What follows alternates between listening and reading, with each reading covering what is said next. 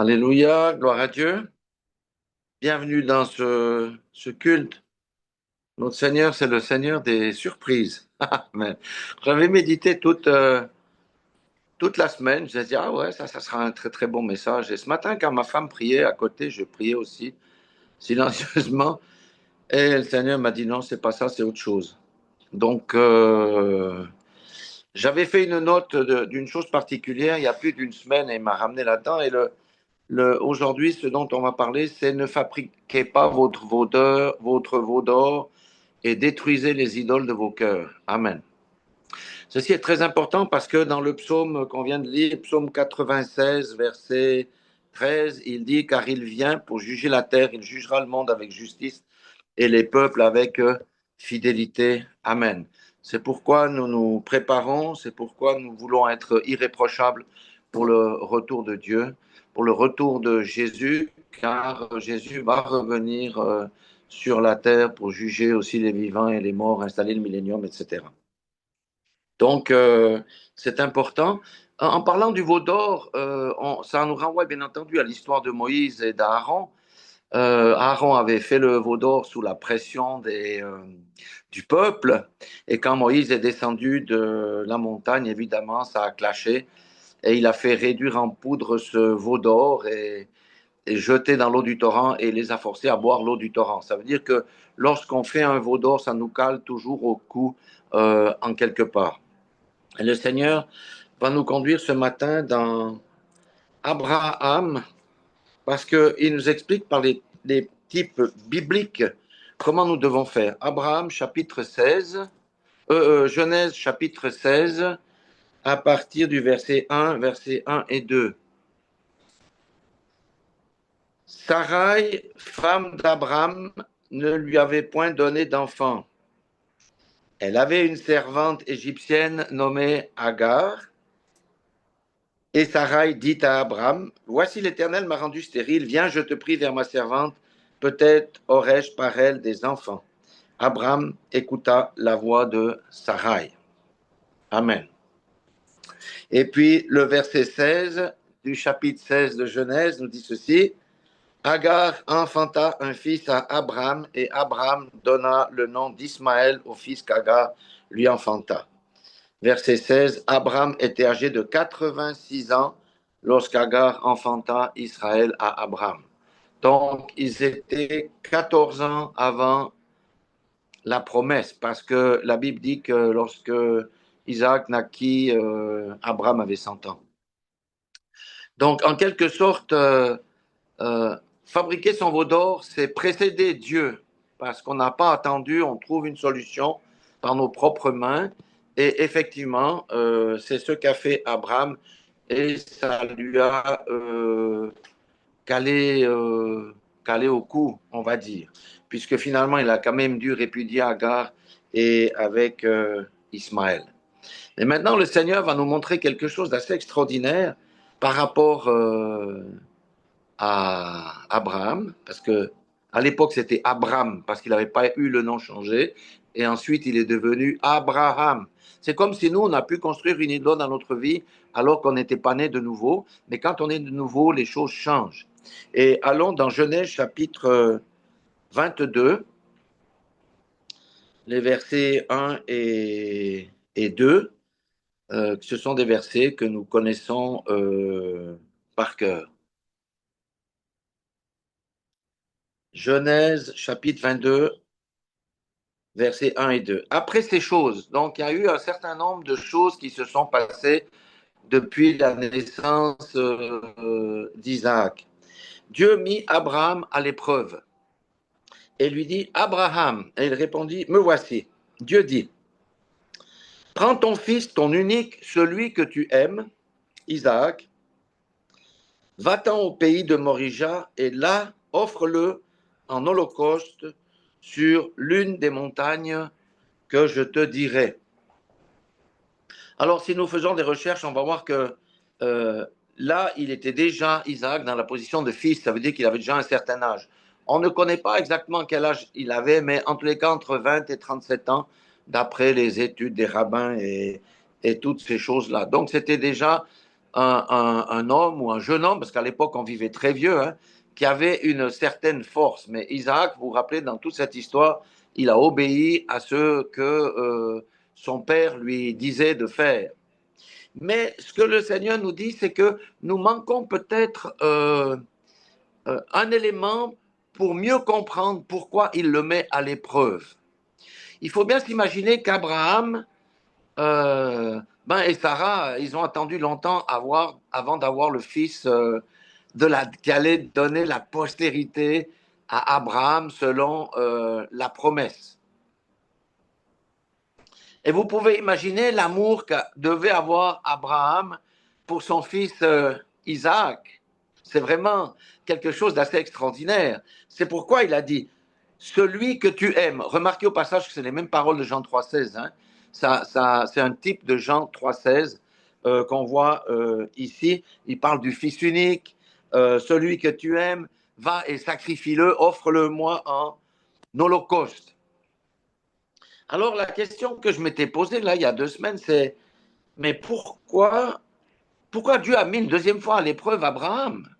Parce que la première épreuve, c'était déjà l'attente du fils promis que Dieu leur a donné à Abraham et à Sarah quand ils étaient déjà avancés en âge. C'était la première épreuve de la foi. Mais là, il y a quelque chose qui s'est passé. Et au verset 12, on a la clé du chapitre 22. C'est quand Abraham lève le couteau pour procéder à l'Holocauste. L'ange dit, n'avance pas ta main sur l'enfant et ne lui fais rien, car je sais maintenant que tu crains Dieu et que tu ne m'as pas refusé ton fils unique.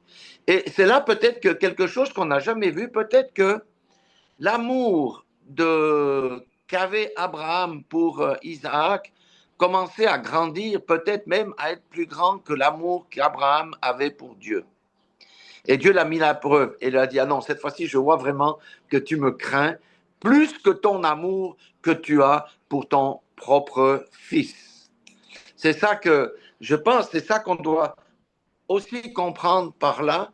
Et ça nous montre que nous, les enfants de Dieu, nés de nouveau, nous devons vraiment prendre garde aux idoles que nous pouvons avoir dans nos cœurs. Alors, qu'est-ce qu'une idole? Il y a plusieurs définitions de idole. Je n'ai même pas cherché dans le dictionnaire, mais ce que j'ai noté, c'est quelque chose qui place Dieu en dessous, quelque chose ou quelqu'un qui place Dieu en dessous, ou quelque chose ou quelqu'un qu'on place au-dessus de Dieu, en qui on met notre confiance, en qui on peut mettre aussi notre amour. Euh, et ça peut être quelque chose, bien entendu, qu'on fait de nos propres mains. Et nous arrivons dans ces temps de la fin et nous savons que le Seigneur Jésus va revenir juger la terre. Et le Seigneur regarde à nos cœurs. Le Seigneur regarde à nos cœurs. C'est pourquoi on a vu dimanche passé, garde ton cœur plus que tout. Et le Seigneur demande aussi à l'Église, parce qu'on verra qu'on peut aussi avoir la religion comme idole. Et il y a une parole dans Matthieu, voilà un peu dans le Nouveau Testament, je n'ai pas beaucoup de paroles ce matin, dans Matthieu chapitre 10, verset 37. Chapitre 10, verset 37. C'est une parole que quand je connaissais Dieu, mais que je n'étais pas encore fondé sur la parole ou ma compréhension des Écritures avec l'Esprit aujourd'hui, il dit, celui qui aime son père ou sa mère plus que moi n'est pas digne de moi, ni est celui qui aime son fils ou sa fille plus que moi n'est pas digne de moi. Matthieu 10, 37. On pourrait dire, celui qui aime son mari plus que moi, celui qui aime sa femme plus que moi, n'est pas digne de moi. Ça veut dire vraiment que le Seigneur veut la première place dans notre vie. Pas quelque chose ou quelqu'un qui peut prendre sa place.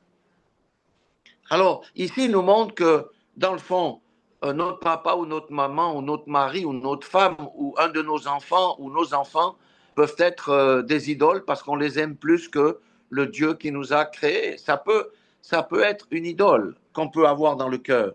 Ça peut être, par exemple, la carrière professionnelle. Certains donnent toute leur vie pour une carrière professionnelle, pour une position dans la hiérarchie, etc. C'est quelque chose qui devient le centre de leur vie. Même si on connaît le Seigneur, on peut avoir quelque chose qui peut prendre le centre de notre vie et écarter petit à petit Dieu de notre cœur.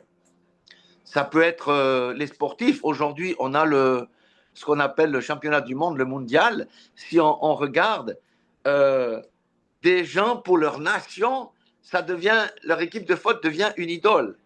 Si on avait la même foi pour proclamer Jésus qu'on proclame dans les stades pour soutenir les footballeurs, eh bien nous gagnerions le monde entier. Donc c'est quelque chose qui détourne l'attention de Dieu et il faut qu'on fasse attention parce qu'on vit vraiment dans des temps absolument dangereux. Et notamment aussi pour la jeunesse avec tous les chanteurs, toutes les chanteuses, ça peut devenir une idole. En France, on avait même, quand j'étais gamin, on avait Johnny Hallyday, pour ceux qui connaissent, et lui, la presse le décrivait comme l'idole des jeunes. Et même après sa mort, on tient encore des cultes. Donc c'est pour ça que notre cœur doit toujours être pur et on doit toujours avoir la pensée que quoi que j'aime, quelle que soit ma passion, c'est Dieu en premier lieu. Quoi que soit ma situation, j'attends sur Dieu. Parce que on a vite fait de se créer un veau d'or. Je vous donne un exemple concret. Avec ma femme, on a dû patienter 2 ans pour le mariage parce qu'on nous a mis le bâton dans les roues. Il y a des couples qui n'ont pas attendu 2 ans. Ils ont fait un veau d'or. Comment? En donnant en se compromettant avec l'avocat, en leur donnant un bac chiche pour qu'on lui dise de faire le bon certificat, ou en faisant faire un faux certificat ici au Cameroun pour se marier en Suisse. Ça, on fait des veaux d'or. Les mariages blancs sont des veaux d'or. Mais quand on est dans un veau d'or, après les ennuis commencent aussi. On a bien vu ça dans le ministère, combien ça peut polluer la vie des gens d'une fois qu'on a fabriqué notre veau d'or. Donc le veau d'or, c'est aussi quelque chose qu'on fait pour avancer, parce qu'on a peut-être reçu une promesse de Dieu, mais on ne veut pas attendre le temps de Dieu et on peut se créer un veau d'or et après on est vraiment dans des ennuis et ça nous cale au cou. Dans le veau d'or, ça peut être l'argent. En Suisse, on a une principauté qui domine la Suisse, c'est Mammon, c'est l'argent. Le compte en banque peut être une idole dans le cœur de quelqu'un. Pourquoi? Parce qu'il va se reposer sur son compte en banque comme élément de sécurité. Or, notre sécurité n'est pas dans l'argent ni l'or. Notre sécurité est en Jésus-Christ. Amen. Même où nous nous déplaçons, il y a des idoles. Même si les gens viennent à l'église, il arrive parfois qu'ils ont aussi des fétiches à la maison. Donc, ça veut dire ça, ce sont des idoles. Toutes ces choses-là doivent être jetées dehors de nos cœurs, véritablement.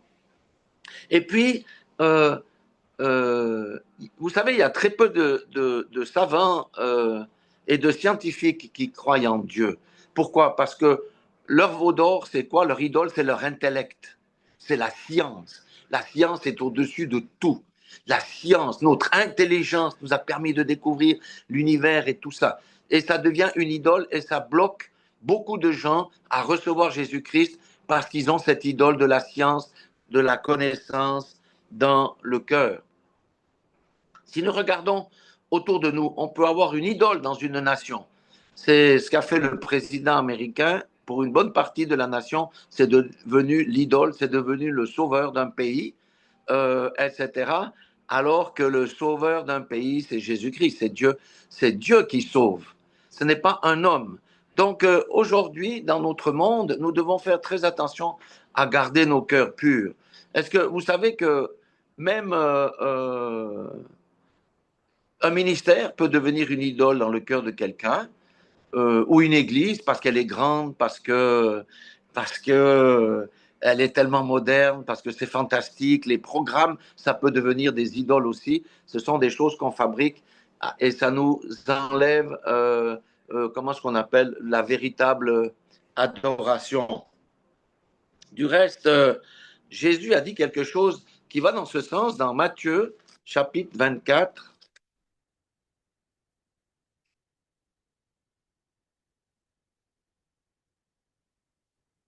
Chapitre 24, verset 1.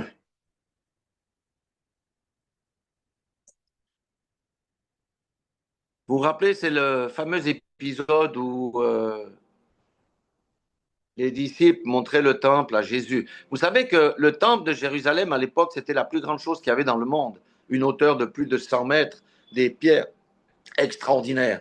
Et les disciples, il est dit ici, comme Jésus s'en allait au sortir du temple, ses disciples s'approchèrent pour lui en faire remarquer les constructions.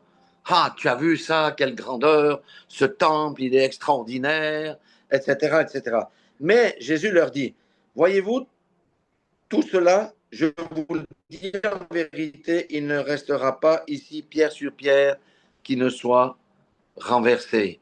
Tout ce qui est fait de main d'homme ne peut pas résister devant Dieu, autant grand que cela soit. Et ça devient un piège pour les hommes, comme c'était devenu un piège pour les pharisiens, en disant on a bâti le plus grand temple à notre Dieu, et finalement c'est l'objet qui devient quelque chose au lieu de celui qu'on vénère dans l'objet.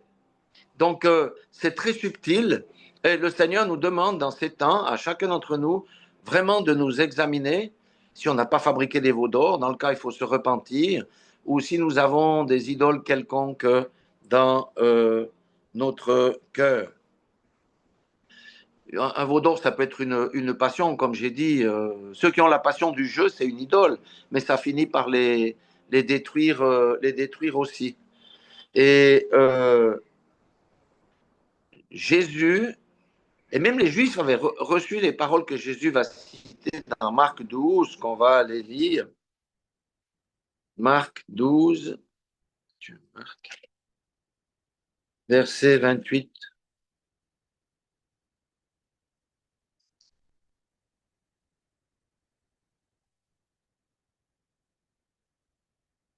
On va prendre 28 à 31,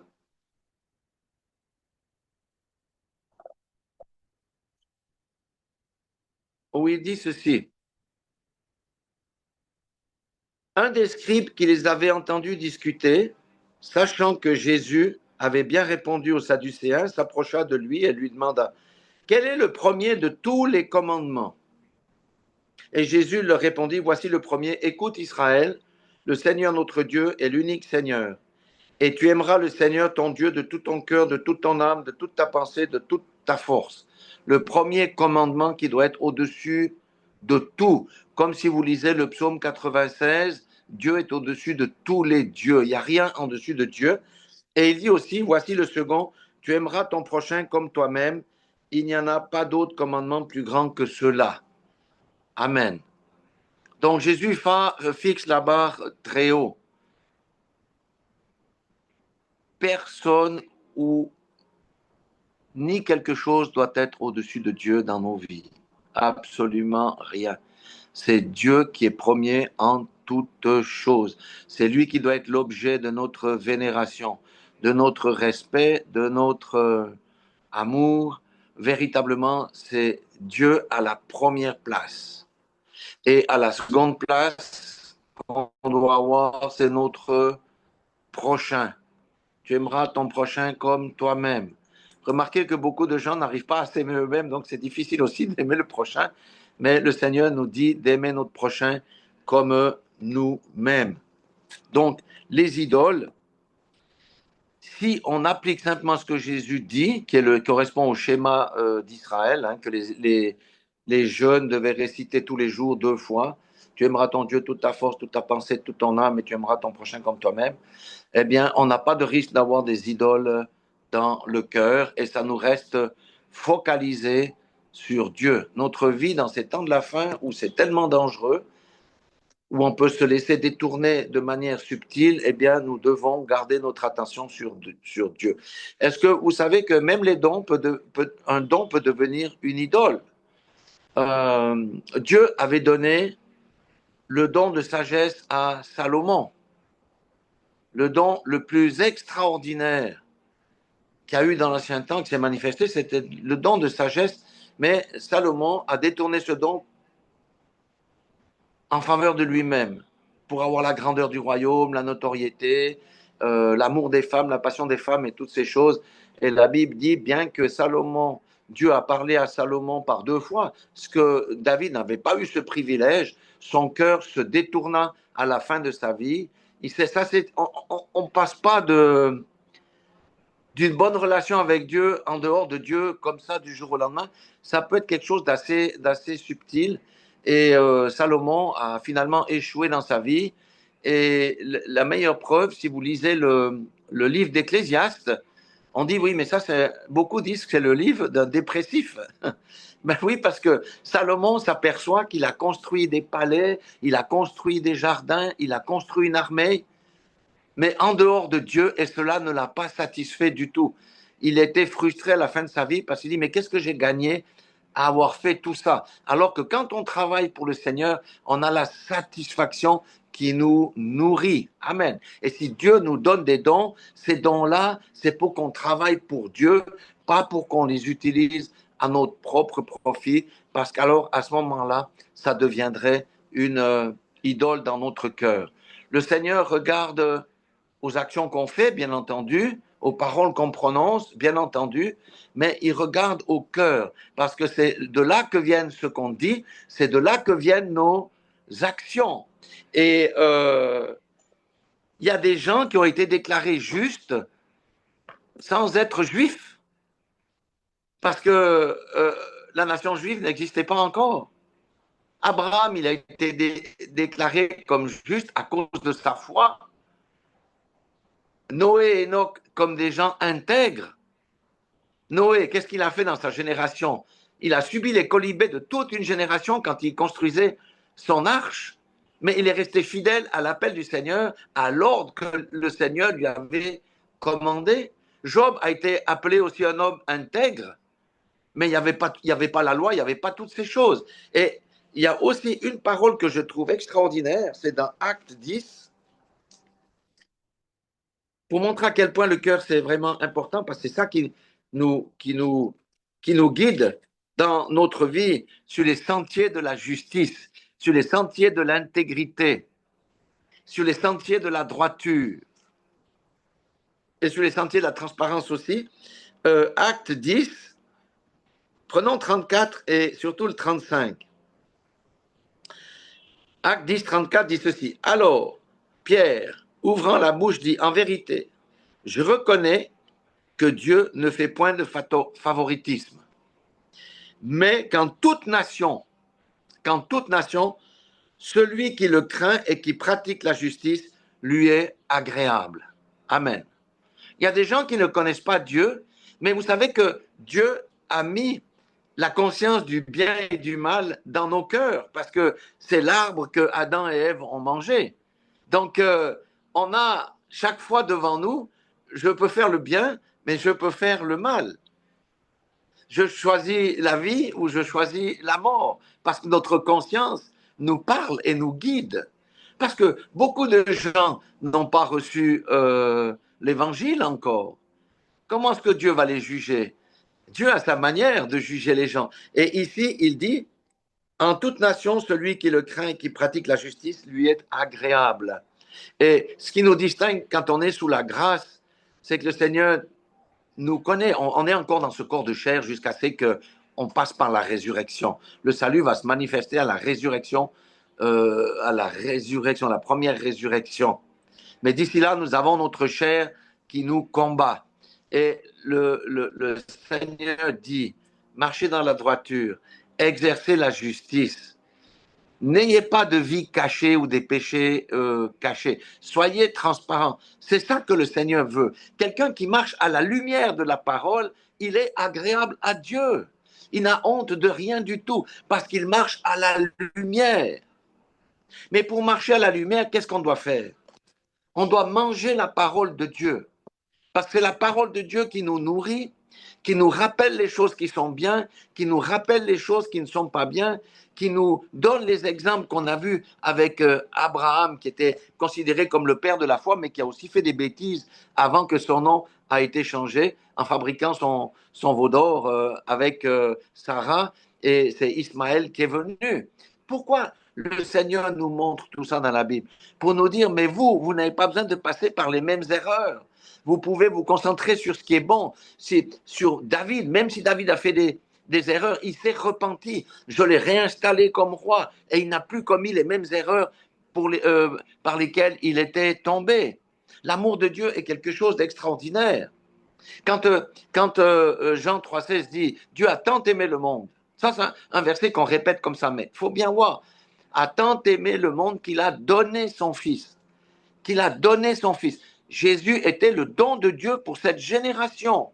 Et il a dit à la Samaritaine, si tu connaissais le don de Dieu, il a dit ça à la Samaritaine.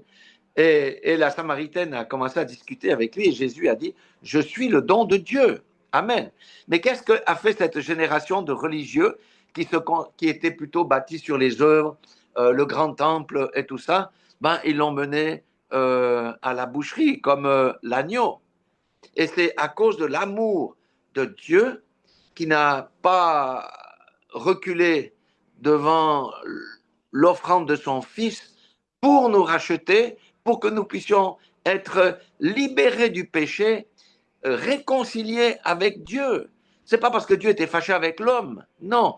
Dieu a essayé de tout temps à réconcilier l'homme et lui.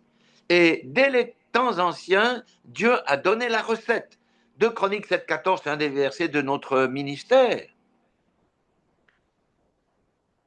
Si mon nom sur lequel est invoqué, tatati, tatata, tatata, et si mon peuple se repent, je lui accorde le pardon. Il y a plein de versets bibliques. Et le plus bel exemple de pardon de Dieu, c'est avec le roi Manassé qui s'est humilié devant Dieu lorsque le Seigneur l'a puni en l'amenant dans les fers à Babylone. Il aurait pu tuer Manassé pour toutes les méchancetés qu'il a faites, parce qu'il a fait tout ce qui était interdit dans le Lévitique et le Deutéronome. Mais il s'est sincèrement repenti et Dieu a effacé ses péchés d'un coup. Il est devenu blanc comme neige. Il est rentré en Israël où il a repris sa position de roi et il a détruit tous les autels qu'il avait construits. C'est l'amour de Dieu.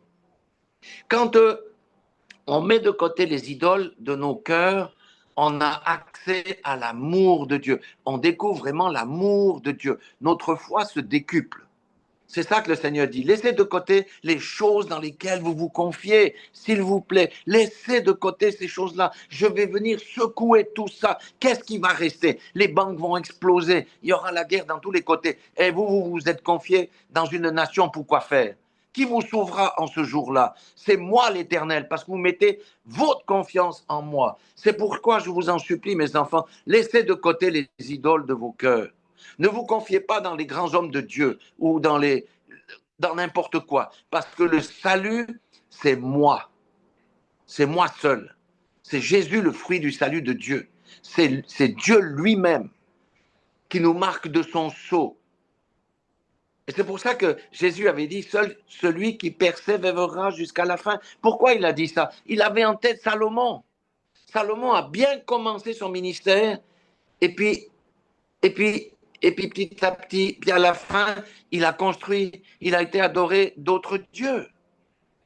C'est pourquoi le Seigneur nous dit, examinez vos cœurs, détruisez vos idoles. Si vous avez fabriqué un veau d'or, repentez-vous simplement, parce qu'on ne peut pas défaire ce qu'on a fait.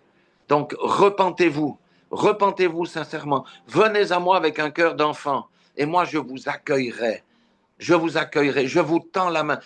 Mon fils a été livré pour vous apporter la vie, pour vous délivrer du péché. C'est pour ça que ça nous énerve avec ma femme quand on entend que Dieu a tout payé, Jésus a tout payé, donc tu peux vivre comme tu veux.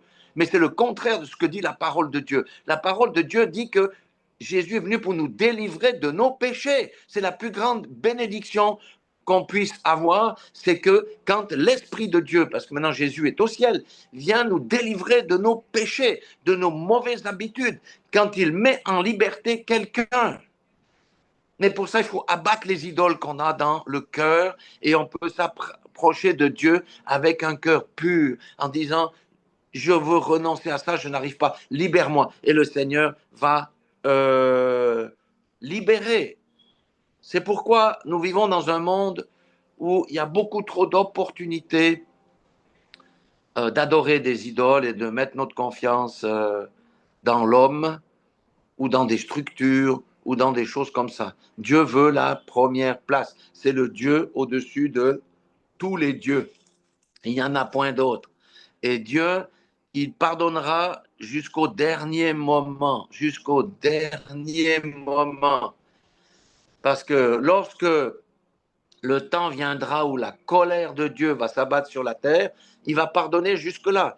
Mais quand les anges vont commencer à verser les coupes de la colère, il n'y aura plus de repentance possible, il n'y aura plus de pardon possible. C'est pourquoi le Seigneur appelle son peuple à réviser ses voies, à regarder euh, chaque croyant, on va dire ainsi, chaque disciple, la qualité de son cœur, qui est à la première place, qui est à la deuxième place. Première place, c'est Dieu, deuxième place, c'est ton prochain, parce que nous sommes appelés à rendre ministère, à rendre service aux saints. Ça veut dire avec les dons et les talents que Dieu nous donne, nous nous plaçons en dessous d'autrui pour l'aider à grandir, pour l'aider à progresser, pour l'aider à former Christ en lui. C'est ce qu'on enseigne dans un ministère ici à Douala, que le but, c'est pas d'avoir le salut. Le salut, c'est bien. Mais le Seigneur nous demande d'être des ouvriers dans la moisson avec lui pour bâtir ceux qui entendront et qui recevront la parole de Dieu, afin qu'ils ne restent pas des éternels bébés ou adolescents, mais qu'ils servent le Dieu Tout-Puissant. Et comment sert-on le Dieu Tout-Puissant quand on a un cœur pur? Le Seigneur peut nous utiliser. Il peut rajouter des dons. Il peut rajouter des bénédictions et nous pouvons entrer et compléter notre destinée plutôt que de rester à la position où on est et puis rater notre vie et ne pas atteindre les objectifs pour lesquels Dieu nous a mis sur cette terre. Donc Dieu devant, Dieu devant, Dieu devant, tout ce qui est du monde, c'est derrière. Dieu doit être à la première place et notre prochain à la seconde pour que nous puissions rendre ministère parce que tout le monde a reçu des dons et des talents et tout le monde peut contribuer à la croissance de son voisin, du petit. C'est pour ça qu'il est important à l'école déjà d'implémenter la pensée divine, les principes divins pour que lorsqu'ils grandissent, eh bien, la chose soit fermement établie dans le cœur des petits. C'est pourquoi la responsabilité des parents est véritablement très importante dès le plus jeune âge. Mais nous qui sommes matures, eh bien, il n'y a pas d'âge pour s'examiner vraiment sérieusement en disant est-ce que j'ai encore une idole dans le cœur? Si j'ai une idole dans le cœur, je demande au Seigneur de m'arracher cette idole-là. Mais parfois, ça fait mal.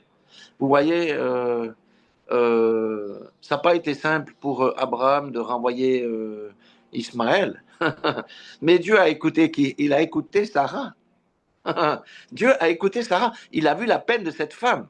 Parce que Sarah savait qu'elle ne pouvait pas aller discuter avec Abraham, que Abraham allait durcir le coup. Mais Abraham a fini par écouter Dieu. Et Dieu a béni Ismaël aussi, même que ce n'était pas l'enfant de la promesse. Mais aujourd'hui, Ismaël combat l'enfant de la promesse.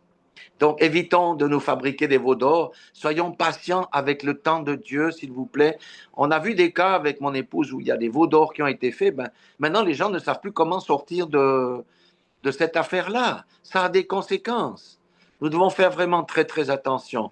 Voilà ce que le Seigneur voulait que je vous parle ce matin. C'est vrai que je n'ai pas fait beaucoup de préparation parce que c'était juste avant le culte, mais je pense que le Seigneur veut nous faire passer un message. C'est vraiment le cœur, notre cœur, notre cœur. Le Seigneur, dans ces temps de la fin, les ténèbres sont sur la terre et il veut déverser sur nous sa lumière, mais il faut que nos cœurs soient prêts à recevoir la lumière. Ça veut dire que toute ténèbre dans nos cœurs soit prêt à être chassée. On soit prêt à chasser tous les ténèbres qui sont encore dans nos cœurs.